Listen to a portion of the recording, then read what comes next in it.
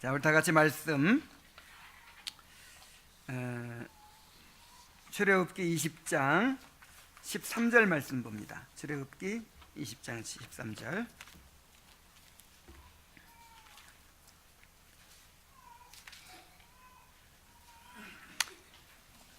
자, 함께 읽겠습니다. 시작. 살인하지 말라. 너무 짧은데. 자, 오늘부터는 이제 제 6계명 살인하지 말라는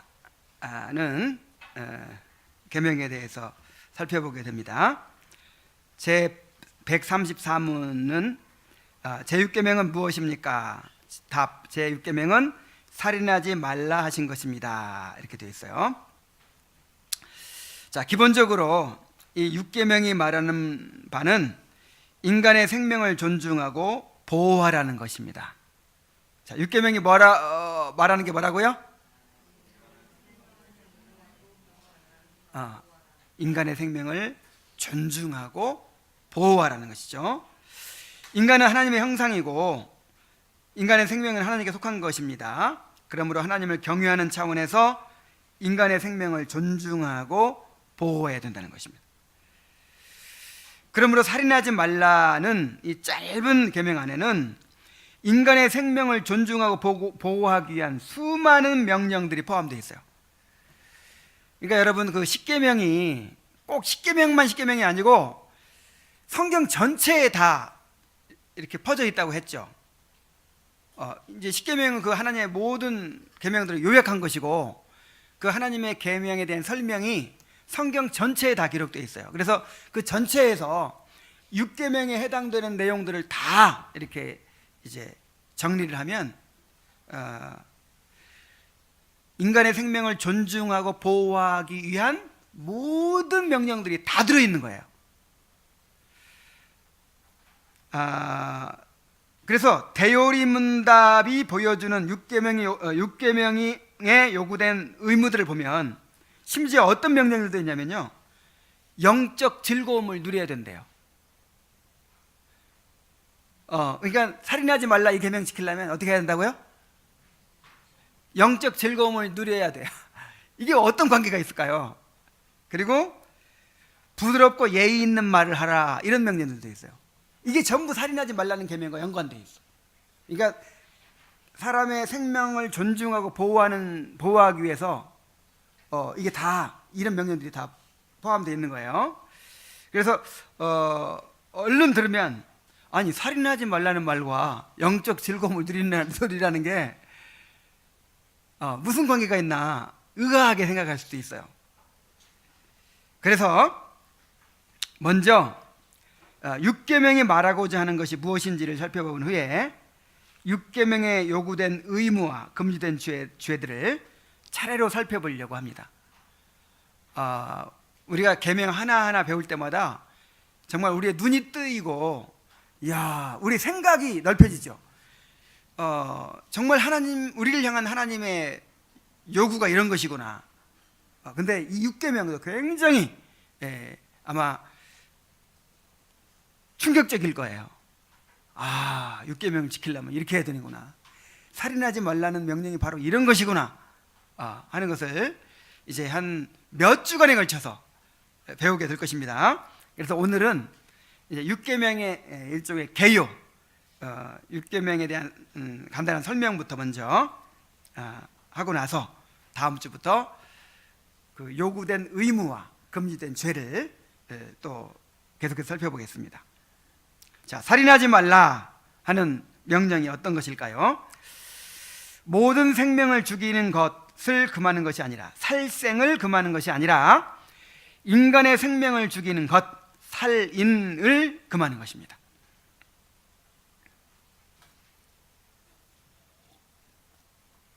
자, 모든 생명이 소중하기 때문에 절대로 죽여서는 안 된다고 주장하는 사람들이 있습니다. 인간도 자연의 일부로 보고 모든 생명의 가치들을 동등하게 여기는 사람들이 있어요. 가령 불교에서 그렇게 하죠. 불교에서는 모든 살생을 금합니다. 모든 생명이 다 똑같은 거예요. 우리도 죽어서 윤회에서 지렁이로 태어날 수도 있어요. 하루살이로 태어날 수도 있어요. 또 그 하루살이나 지렁이 같은 것들이 이제 다음 세상에서는 사람으로 태어날 수도 있어요. 그러니까 생명이 다 똑같아요. 다 존중해야 돼요. 이게 어디의 가르침이라고요? 불교의 가르침이에요. 그리고 이제 이 좀 정신 나간 기독교인 중에서도 이렇게 주장하는 사람들이 있어요. 예를 들어서 그 슈바이처,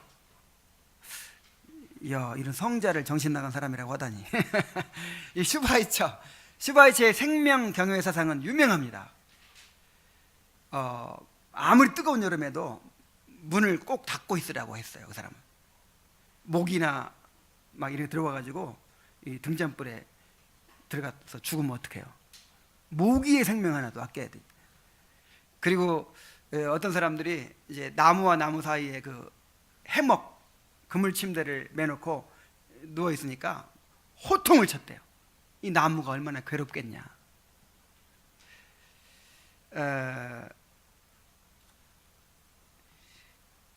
그러나 인간의 생명은 다른 모든 피조물의 생명과 달라요. 하나님은 인간을 하나님의 형상으로 창조하셨습니다. 창세기 1장 26절 한번 읽읍시다. 시작. 하나님이 이르시되 우리의 형상을 따라 우리의 모양대로 우리가 사람을 만들고 그들로 바다의 물고기와 하늘의 새와 가축과 온 땅과 땅에 기는 모든 것을 다스리게 하자 하시고. 자, 여기 보세요. 다른 모든 피조물들은 그냥 말씀으로 이렇게 창조하셨는데 인간을 창조할 때는 먼저 삼위 하나님의 의논이 있어요. 자, 우리가 이렇게 하자 하고 의논해요. 그 다음에 다른 모든 피조물들은 각기 그 종류대로 이렇게 만들었는데 우리는 뭐대로? 하나님의 형상대로 지으신 거예요. 그리고 우리 인간에게는 하나님께서 특별한 사명을 주십니다. 그러니까 하나님의 형상이라는 말은 간단하게 줄여서 이야기하면 하나님을 대표하고 반영하는 존재라는 뜻이에요. 자, 하나님의 형상이 뭐예요? 자, 하나님 대표예요. 하나님 대표. 자, 하나님 대표가 되려면 하나님하고 좀 닮아야 되잖아요. 그래서 하나님의 모습을 반영해요. 보여줘요. 이렇게. 그러니까 하나님은 안 보이는데 그 안 보이는 하나님을 드러내주는 존재가 누구예요? 인간이에요. 인간이 하나님의 형상이라는 건 하나님 대표한다는 뜻이고 하나님을 보여준다는 뜻이에요. 그러니까 얼마나 존귀한 존재예요, 인간이. 그래서 인간은 하나님의 대표이고 하나님을 반영하는 존재이기 때문에 우리가 사람의 인격과 생명의 가치를 존중하고 보호해야 되는 것이죠. 그 하나님의 형상으로 지음받았다는 그 의미에 이것이 또 포함되어 있어요. 모든 피조물을 하나님을 대신해서 다스리도록 하신 거예요. 하나님 대표니까. 하나님이 다스리시는데 모든 피조물을 하나님이 다스리셔야 되는데 하나님께서 인간에게 너희들이 대신 다스리라 하고 하나님의 대리자로서의 역할을 맡기신 거예요.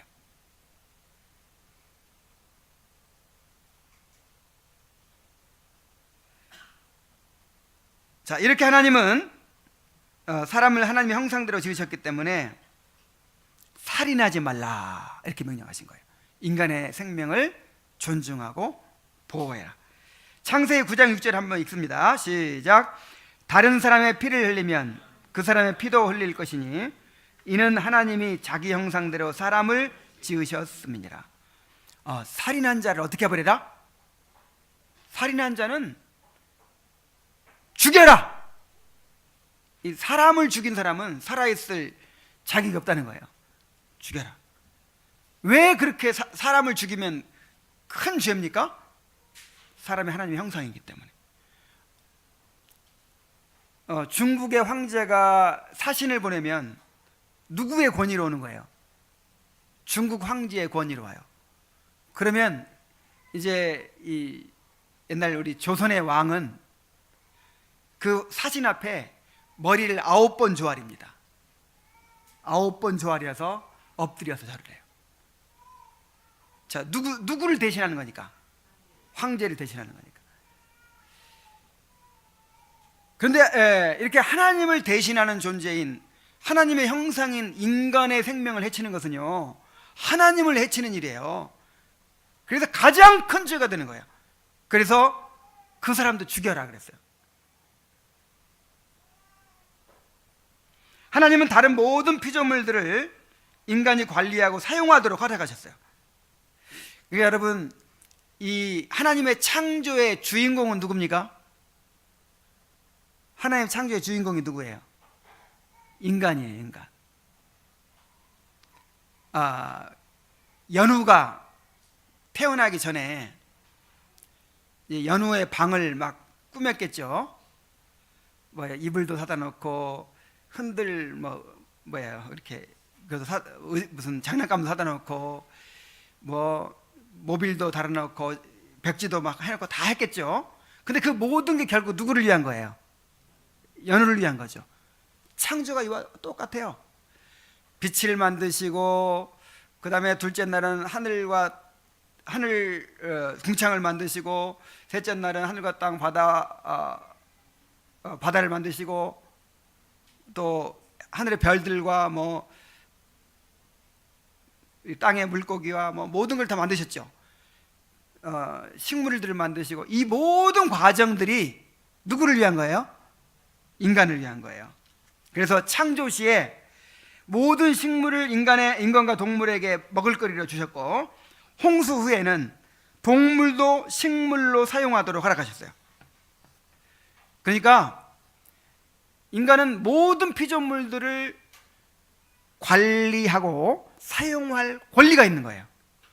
인간에게 다 맡기셨어요. 우리가 사용해도 돼요. 식물들 우리가 우리를 위해서 다 이용해도 돼요. 동물들 우리를 위해서 이용해도 돼요. 물론 무분별하고 무자비한 살생은 안 되죠. 우리가 하나님이 창조하신 식물과 동물들을 보존하고 돌보아야 할 책임이 있습니다. 그러나 인간의 필요를 위해서 다른 피조물들을 사용할 권리를 인간이 가지고 있다는 사실은 명백해요. 제6계명은 살인을 금하는 것이지 모든 생명을 죽이지 말라는 것은 아닙니다. 자, 그 다음에 또 한 가지 생각해 볼 문제는, 살인하지 말라는 명령에는 다른 사람의 생명만이 아니라 자신의 생명까지도 해치지 말라는 명령이에요. 대요리문답 135문은 분명하게 우리 자신들과 다른 사람들의 생명을 이라고 명시하고 있어요. 자, 먼저 누구의 생명이에요? 자신의 생명. 나 자신과 그 다음에 다른 사람의 생명을 이제 죽이지 말라는 것이죠. 자, 우리 자신의 생명도 하나님께 속한 것이며 우리 마음대로 좌우할 수가 없습니다. 우리 자신의 생명에 대해서도 해하지 않고 존중하고 보호해야 될 의무가 있는 것이죠. 그래서 내 몸 내 마음대로 한다. 맞는 말이에요, 틀린 말이에요? 내 몸이에요? 하나님의 몸이에요. 그래서 그냥 기분 나쁘다고 밥 안 먹어버리고 잠 안 자버리고, 이거 살인죄예요. 나중에 이제 나옵니다. 내 몸 함부로 막 이렇게 안 돌보고 지나치게, 이거 미리 말하면 안 되는데 막 지나치게 무리해서 막 일을 하고, 일도 지나치게 막 몸이 막 상할 정도로 그러면 안 돼요. 물론 이제 하나님이 어쩔 수 없이 그러는, 이제 하나님을 위해서 그렇게 해야 될 경우도 있겠지만, 그러나 일도 그렇게 해서야 안 돼요. 적당히 음식도 잘 몸 건강하게 먹고 자기 몸을 잘 돌봐야 될 의무가 있어요. 이게 살인하지 말라는 계명이 포함되어 있는 거예요.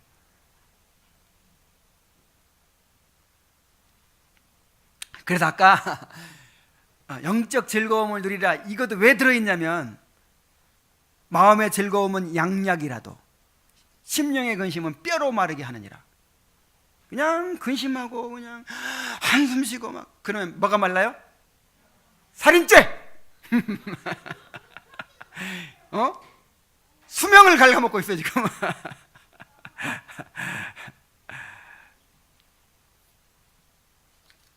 그런 면에서 자살도 다른 사람을 죽이는 것과 똑같은 살인이에요. 자, 흔히 제기되는 신자도 자살할 수 있는가, 자살하는 사람은 지옥 가는가 등의 질문에 대해서는 자살도 똑같은 살인이라는 것을 생각하면 쉽게 이해될 수 있어요. 그러니까 자살하는 사람은 구원받지 못한다, 뭐 이런 말도 그러면 살인하는 사람은 구원받지 못한다, 그 말과 똑같은 거예요. 그죠?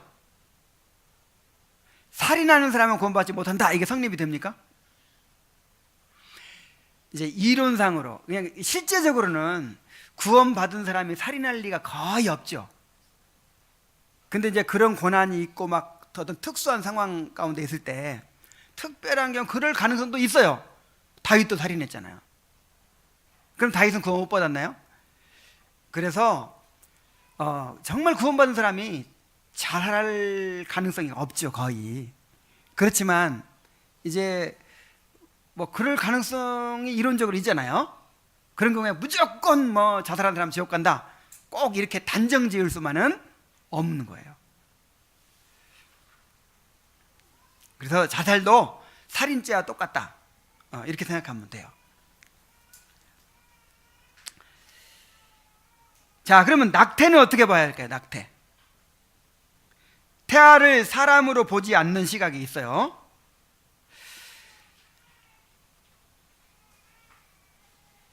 해마다 우리나라에서만 연간 50만 건, 작게, 아주 작게 잡으면 50만 건, 그리고 많이 잡으면 200만 건, 300만 건까지 잡아요. 그러니까 아무리 작게 잡아도 몇만 건? 50만 건. 오늘날 그토록 인권과 생명의 소중함을 강조하면서도 낙태가 이렇게 많이 행해지고 있어요.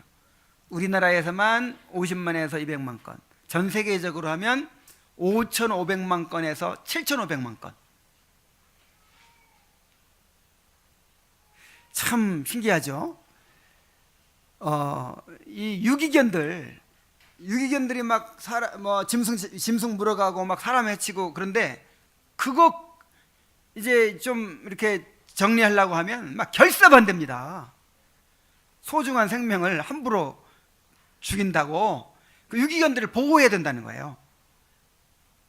그 유기묘들,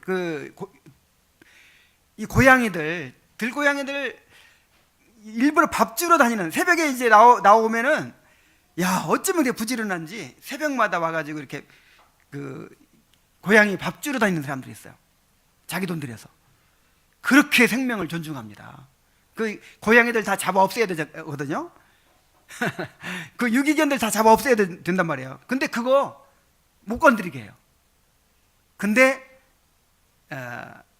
낙태할 자유를 달라고 막 주장하는 거예요.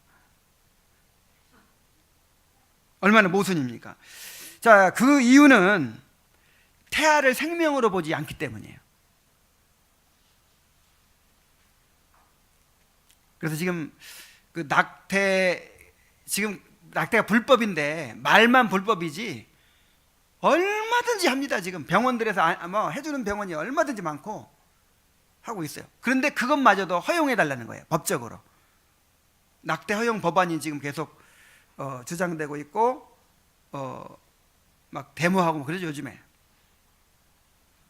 자, 그러나 우리가 분명히 알아야 될 것은 성경에서 뭐라고 말하느냐 하는 것입니다.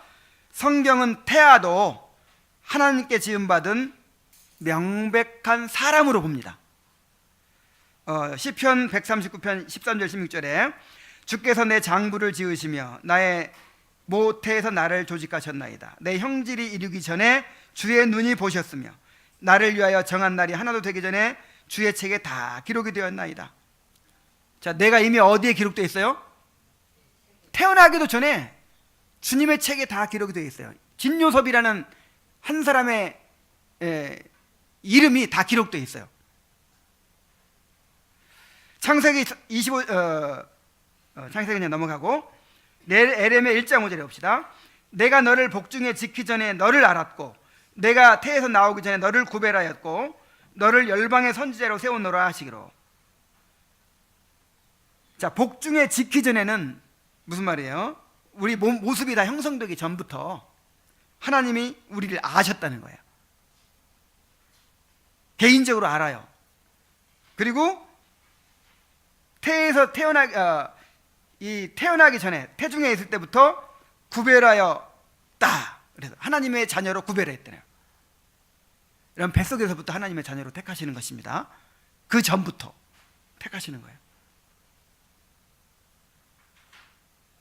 누가복음 1장 15절에 이는 저가 주 앞에 큰 자가 되며 포도주나 소주를 마시지 아니하며 모태로부터 성령의 충만함을 입어. 야, 세례 요한은 뱃속에서 거듭났어요.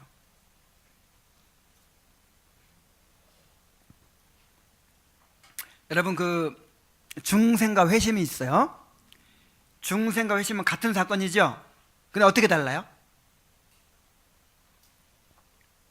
중생은 하나님 차원에서 이제 하나님의 주권적으로 우리가 새롭게 되는 게 중생이고, 회심은 이제 그 중생의 결과로 삶의 변화가 일어나는 거, 회개와 믿음으로 이제 하나님께 돌이키는 거, 이게 회심이에요. 그래서 중생은 우리의 그 의지와 의식과 관계없이 일어나요. 잠재의식 속에서 일어나요. 중생은. 이게 중생한 사람이 회심하는 겁니다. 그래서 중생은 어느 때든지 가능해요. 자, 어린아이들 지금 아무것도 뭐 설교도 못 알아듣고 막 그런 어린아이들 중생할 수 있어요, 없어요? 있어요. 지금 우리 아이들 중생했는지 우리가 몰라요. 심지어 언제부터 중생해요? 세례요한 같은 경우는 뱃속에서부터 중생했어요. 뱃속에서부터 성령으로 충만해요. 자, 뱃속에서부터 성령으로 충만한데 그게 사람이 아니에요?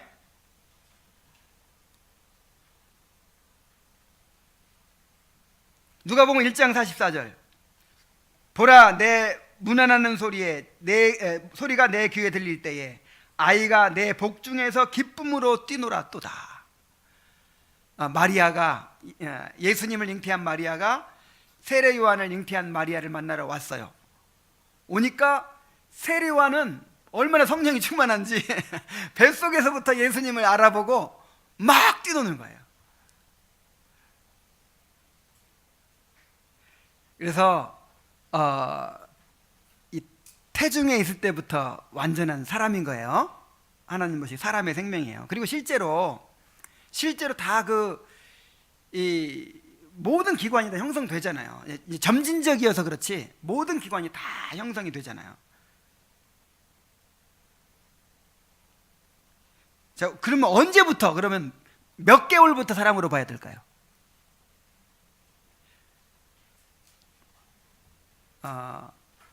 이 얼굴이 모양이 생겼을 때부터? 사지가 다 생겼을 때부터? 자, 언제부터? 정자와 난자가 수정될 때부터. 수정이 딱 되면 인간이에요. 이미 다 씨앗이에요, 씨앗. 그 속에 다 들어있어요. 거기서 나중에 이제 손도 나오고 뭘 다 나오는 거지. 손, 발, 얼굴 모양 나오기 전부터 수정됐다 하면 그때부터 완전한 사람이에요. 그러므로 어떠한 경우에도 태아를 죽이는 것은 명백한 살인입니다. 야, 그러니까 전 세계적으로는 5천만에서 7천만 명의 아기들이 죽어요. 낙태에 의해서만. 우리나라에서는 50만 건에서 300만 건의 그 살인 사건이 늘 일어나고 있는 거예요. 의식 없이. 정말 두려운 일입니다. 어떠한 경우에도 낙태를 행해서는 안 됩니다. 자, 우리나라의 모자보건법에는 합법적으로 낙태가 허락되는 경우가 있어요. 자, 어떤 경우에 허락되냐면 부모에게 유전학적 정신장애나 신체질환, 전염성 질환이 있는 경우, 성폭행이나 법률상 혼인할 수 없는 관계에서 임신했을 경우, 임신의 지속으로 임산부의 건강이 심각하게 훼손될 위험이 있는 경우, 자, 이런 경우에는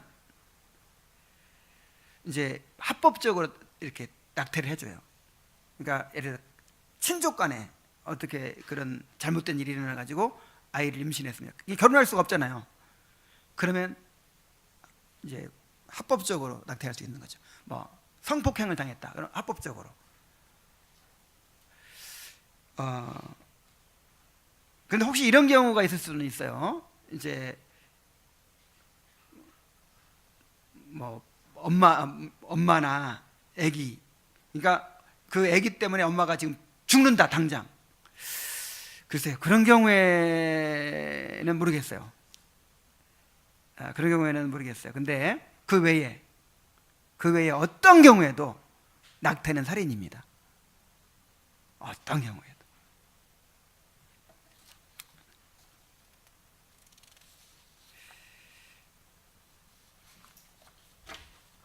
자, 이제 다음으로 6계명을 주신 의도를 더 자세히 봅시다.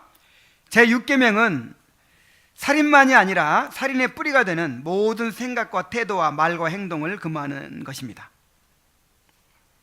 그러니까 그 살인은 결과예요, 결과. 그 살인까지 이르기 위해서는 맨 처음에 그 사람을 향한 분노가 있죠. 분노와 적대감이 있고, 그 다음에 이제 말로 욕을 하고, 그 다음에 손찌검을 하고, 그 다음에 죽이고, 이런 단계가 있겠죠.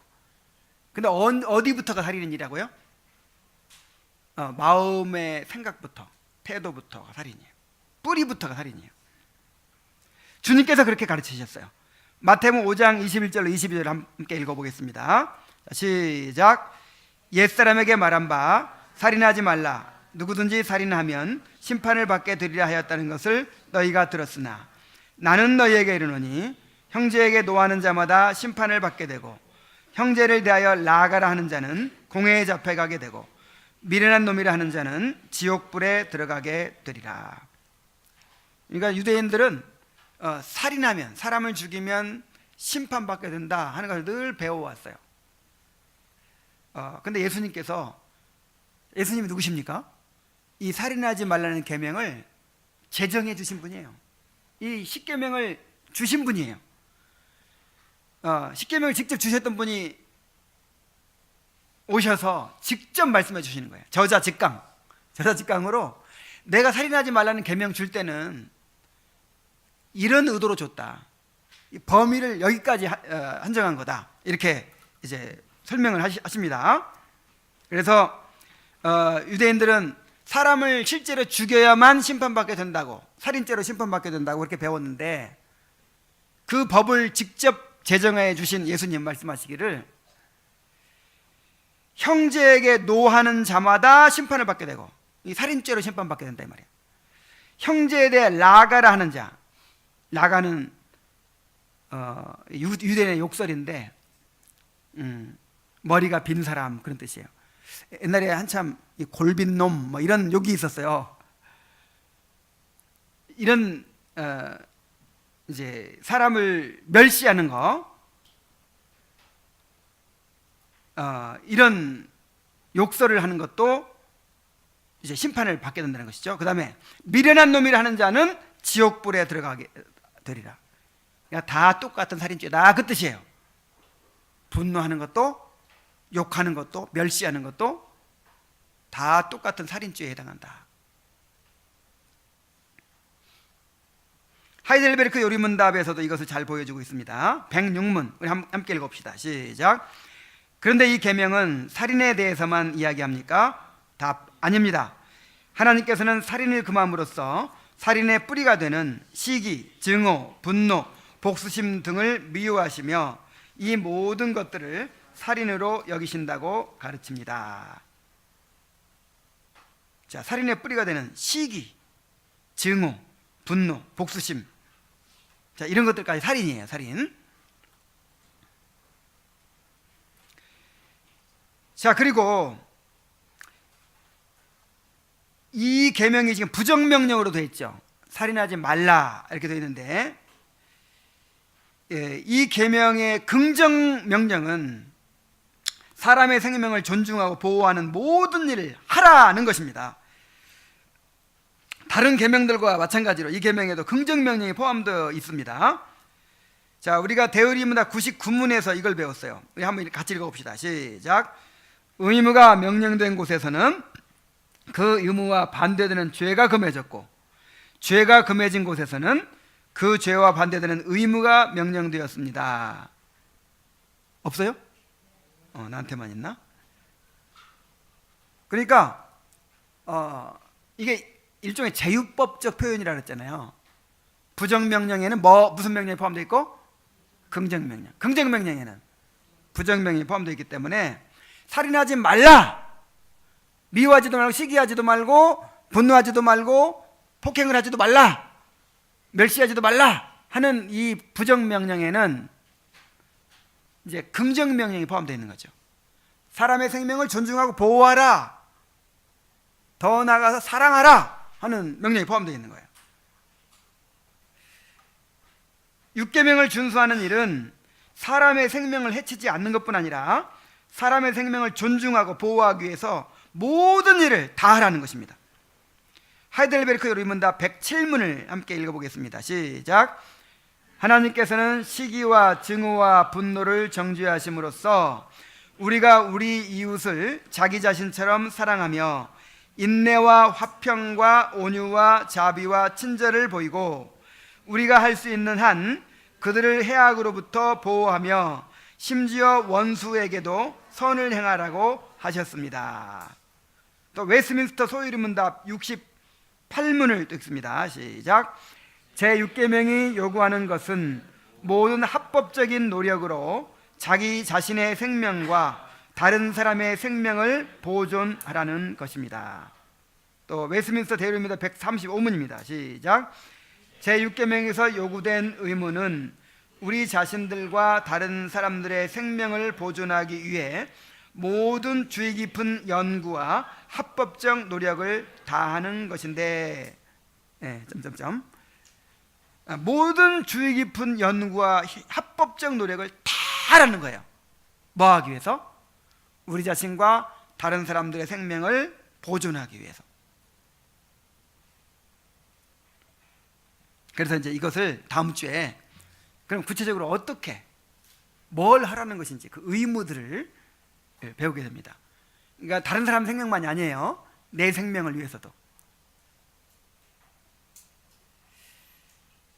자, 그런데 살인이 정당화되는 경우도 있어요. 모든 살인을 다 금한 것은 아닙니다. 6계명은 부당한 살인을 금하고 있는 거예요. 다시 말하면 합법적인 살인도 있다는 것입니다. 대의문답 136문에 보면은 제6계명에서 금지된 죄들은 공적 재판, 합법적 전쟁 혹은 필요한 방위를 제외한 우리 자신들이나 다른 사람들의 생명을 박탈하는 모든 것입니다. 그랬어요. 그러니까 세 가지 경우에는 사람을 죽일 수 있어요. 세 가지 경우. 자, 첫 번째 경우는 뭡니까? 국가가 범죄자를 심판하기 위해서 공적 재판을 통해서 사형에 처하는 것입니다. 창세기 9장 6절에는 다른 사람의 피를 흘리면 그 사람의 피도 흘릴 것이니 이는 하나님이 자기 형상대로 사람을 지으셨음이니라. 그래서 살인자는 어떻게 하라고 그랬어요? 죽이라 그랬어요. 근데 이것은 살인자는 죽이라고 그랬으니까 내가 죽이. 그럼 내가 안 해서. 살인자 죽이라고 그랬다고 내가 죽이면 안 돼요. 아무리 우리 뭐 가족을 죽였더라도 내가 죽이면 안 돼요. 하나님께서 합법적으로 그 사람을 죽일 수 있는 권리를 이제 제도를 통해서 마련하셨어요. 바로 그게 국가죠. 국가의 공권력이죠. 레위기 24장 17절 사람을 쳐 죽인 자는 반드시 죽일 것이요 그랬어요. 자, 그것을 어떻게 이제 실현하느냐? 로마서 13장 1절 4절에 보면은 각 사람은 위에 있는 권세들에게 복종하라. 권세는 하나님으로부터 나지 않음이 없나니 모든 권세는 다 하나님께서 정하신 바라. 그러므로 권세를 거스르는 자는 하나님의 명을 거스름이니 거스르는 자들은 심판을 자취하리라. 다스리는 자들은 선한 일에 대하여 두려움이 되지 않고 악한 일에 대하여 드나니 내가 권세를 두려워하지 아니하려느냐? 선을 행하라. 그리하면 그에게 칭찬을 받으리라. 그는 하나님의 사역자가 되어 내게 선을 베푸는 자니라. 그러나 내가 악을 행하거든 두려워하라. 그가 공연히 칼을 가지지 아니하였으니 곧 하나님의 사역자가 되어 악을 행하는 자에게 진노하심을 따라 보응하는 자니라. 하나님의 사역자라는 말이 두 번이나 나와요. 여기서 하나님의 사역자는 누구를 가리킵니까? 국가의 공권력을 가리키죠. 그래서 이 개혁주의 신학에는 두 왕국 이론, 두 정부 이론이 있어요. 자, 두 왕국, 두 정부는 각각 어느 왕국, 어느 정부를 말할까요? 이 영적으로 다스리는 교회, 그 다음에 육적인 면에서 다스리는 국가, 이 두 개 다 하나님이 세우신 나라예요. 그래서 이제 영적인 정부, 영적인 왕국에는 말씀과 성령을 주시고 직분자들을 세우시고 이제 다스리게 하십니다. 어떤 측면을 다스려요?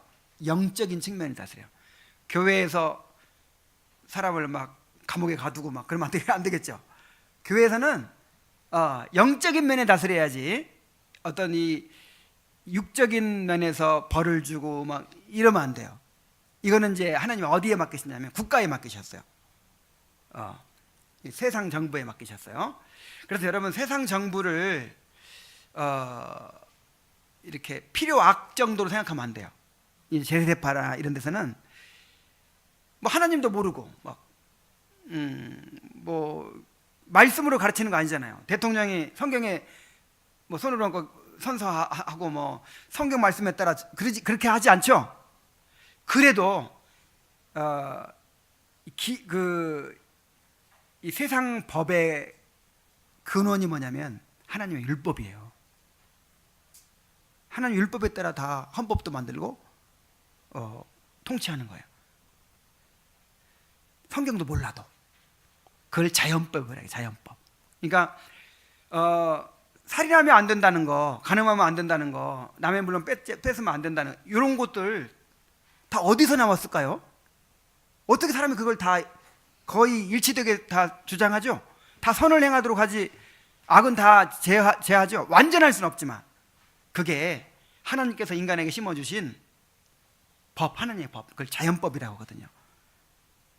이 자연법에서 결국 헌법도 나온 거예요. 그러니까 하나님이 이 세상 정부도 세우시고 이 사역자로 삼으시고 이 세상을 운영해 나가시는 거예요. 그래서 우리가 영적인 정부의 시민으로서 하나님 나라의 백성으로서 충성해야 되고, 세상 나라에서는 이 세상 나라의 시민, 우리가 또 육신을 가지고 있잖아요. 세상 나라의 시민으로서도 의무를 다하고 열심히 일하고 선거에 참여하고 정의를 위해서 환경을 보존하기 위해서 뭐 이렇게 시민으로서의 역할과 의무도 다 해야 되는 것이죠. 그래서 이제 이 영적인 정부에는 말씀과 성령과 직분자들을 주셨다고 했죠. 이 세상 정부에 뭘 주셨어요? 칼을 주셨어요. 그래서 그 칼로 이제 공적 합법적인 이제 이 벌을 주는 것이죠. 웨스트민스터 신앙고백서 23장 1항에 그리고 선한 자들을 보호하고 격려하며 악행자들을 벌하기 위하여 그들을 칼의 권세로 무장시키셨다 그랬죠. 하이델베르크 요리문답 105문에 보면은 그러므로 살인을 막기 위해서 국가는 또한 칼을 가지고 있습니다. 그러므로 사형제는 존속돼야 돼요. 지금 지나치게 인권 강조하면서 사형제를 지금 폐지해야 된다. 우리나라는 실효적인 사형제 폐지 국가예요. 이제 사형제 법으로만 안 폐지했지 사형 집행을 안 하고 있거든요. 근데 이제 완전히 사형제를 폐지해야 된다는 쪽으로 가고 있어요. 이 정부도 그 방향으로 가고 있어요. 그런데 성경의 입장에서는 사형제가 존속돼야 돼요. 참 이상해요. 그 범죄자 아무리 행복한 범죄자도 어떻게 인간의 생명을 끊을 수 있느냐. 그래가지고 사형수까지 죽이지 말라고 하면서 왜 그렇게 낙태는 또 허용해달라고 그렇게 아우성이에요? 자, 그리고 두 번째 이제 합법적인 살인은 뭐냐면 합법적인 전쟁을 수행하는 것입니다. 다른 나라를 침략하는 것과 같은 불의한 전쟁을 지지하거나 참여해서는 안 됩니다. 그러나 다른 나라의 침략으로부터 국민을 보호하기 위한 전쟁과 같이 국가가 합법적으로 행하는 전쟁은 마땅히 지지하고 참여해야 됩니다. 이것도 이제 우리가 공부하려면 굉장히 이렇게 내용이 많을 수 있어요. 그러니까 도대체 어떤 전쟁까지가 합법적으로 봐야 되냐, 어느 정도 참여해야 되냐, 이런 것들 다 우리가 세세하게 봐야 되겠지만 그냥 합법적인 전쟁에만 전쟁은 괜찮다. 우리나라를 적의 침략으로 지켜내기 위한 전쟁, 이런 거. 예를 들어서 옛날에 광개토 대왕의 전쟁, 막 나라를 영토 확장을 위해서 막 다른 나라를 이런 거는 안 되죠. 제국주의 전쟁 이런 거. 그러나 이순신 장군의 전쟁, 이거는 의로운 전쟁이에요.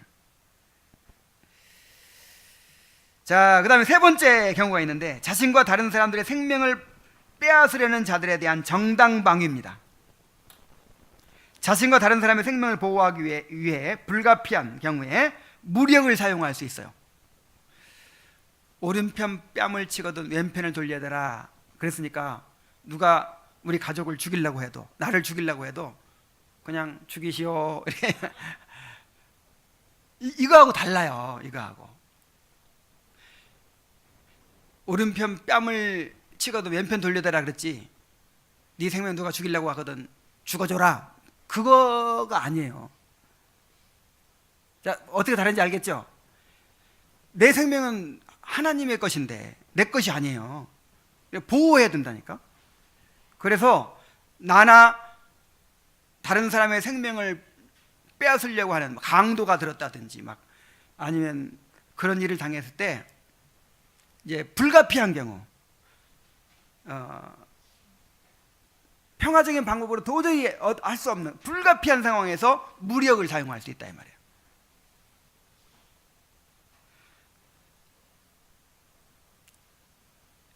그러나 이러한 예외들은 더 많은 사람들이 죽는 것을 막기 위한 것임을 기억해야 합니다. 그러니까 살인을 막기 위한 살인이죠. 사실 살인을 최소화하기 위한 살인이에요. 사형시키는 거라든지 전쟁이라든지 정당방위라든지. 그래서 이를 최소한으로 줄이도록 노력해야 돼요. 최소한으로. 자, 마지막으로, 그렇다면 안락사는 어떻게 보아야 할까요? 안락사. 자, 안락사란 뇌사나 식물인간 상태에 있는 사람 혹은 소생할 가능성이 전혀 없는 상태에서 극도의 고통을 겪고 있는 사람을 가족이나 본인의 요청에 따라서 인위적으로 독극물 등을 주입해서 생명을 종결시키는 것을 말합니다. 그래서 비참하게 생명을 연장하는 것보다 빨리 죽는 것이 본인을 위해서 더 나을 수 있다는 생각을 우리가 할 수 있죠.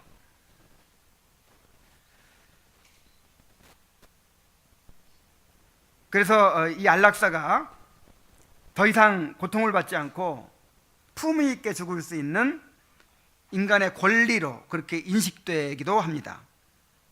자, 그러나 인간의 생명은 하나님께 속한 것입니다. 누구도 자신이나 다른 사람의 생명을 끊을 수 있는 권리가 없습니다. 그래서 안락사는 명백하게 살인이에요. 절대로 이것이 합법화돼서는 안 돼. 어떤 상황에서도 우리의 생명은 철저하게 하나님께서 주관하시도록 해야 됩니다. 그래서 죽어가는 과정에서 고통을 겪는 거, 이렇게 고통받고 살아있느니 차라리 죽는 게 낫다. 근데 그걸 누가 결정해요? 여러분, 고통받으면 의미가 없나요? 그렇지 않습니다. 어떤 고통을 받더라도 이 하나님 안에서는 의미가 있어요. 하나님의 뜻이 있어요. 그래서 아무리 고통받고 아무리 어렵게 살아있더라도 그거를 강제로 끊으면 안 돼요. 그런데 이건 좀 생각해 볼 문제가 있는 것 같아요. 의학적으로 전혀 소생 가능성이 없는 상태에서 인공호흡기 등 기계적인 수단을 사용해서 억지로 생명을 연장시키는 것에 대해서는 생각해 볼 문제가 있어요. 그래서 음식물이나 고통을 완화시키는 약물 같은 그런 자연적인 수단을 금해서는 안 되겠죠. 어차피 지금 죽을 거니까 그냥 빨리 죽으라고. 그건 안 돼요. 소생 가능성이 없을지라도 우리가 끝까지 돌봐야 돼요. 그러나 이 기계적인 수단을 억지로 사용해서 억지로 이 생명을 계속 이 혼수 상태에 있는 상태로 한없이 연장시키는 거, 이것에 대해서는 좀 생각해 볼 필요가 있죠. 이것이 많이 논란이 되고 있어요. 이것이. 그래서 어떤 분의 논문에 보니까 기계적인 수단과 자연적인 수단 중에서 이 기계적인 수단으로 억지로 연장하는 것은 우리가 중단해도 괜찮지 않겠냐, 이렇게 이제 쓴 것을 봤어요.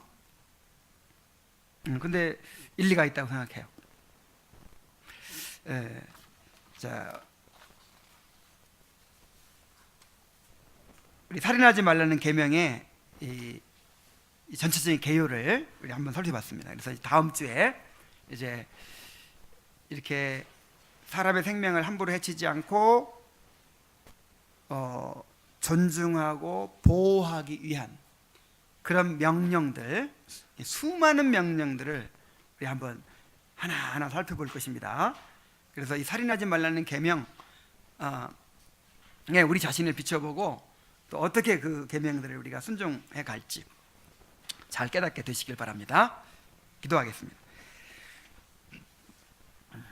하나님 아버지, 살인하지 말라는 계명을 또 우리에게 가르쳐 주시니 감사드립니다. 하나님 아버지, 우리가 의식하지 못하고 하나님의 뜻을 범하고 있었던 것들을 깨우쳐 주시옵소서. 우리의 죄를 발견하게 하시고 그 죄들로부터 돌아서게 하여 주시옵소서. 하나님의 계명에 부합할수록 우리의 삶은 더 풍성해질 것이고 더 행복해질 것입니다. 그러나 하나님의 계명에서 멀어질수록 우리 삶은 참으로 부조화가 일어나고 파괴가 일어나고 고통과 불행이 참으로 우리를 사로잡을 것입니다. 우리가 더욱 하나님의 계명에 부합한 삶을 살게 되기를 원합니다. 우리를 가르쳐 주시고 인도하여 주시옵소서. 예수님의 이름으로 기도하옵나이다. 아멘.